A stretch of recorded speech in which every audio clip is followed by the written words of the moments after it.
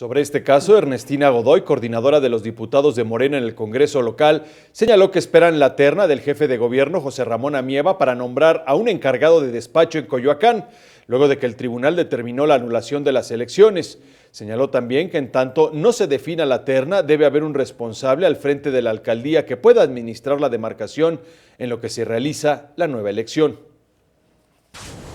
Nos tiene que mandar el jefe de gobierno una terna y el Congreso va a definir. No hay ningún procedimiento establecido para el tema de los concejales, ¿sí? Entonces se está analizando cuál sería el mecanismo. Seguramente estarán mandando también de la jefatura para que el Congreso eligiera al interino, y en su caso con los concejales, para que estuviera en tanto se realiza la nueva elección.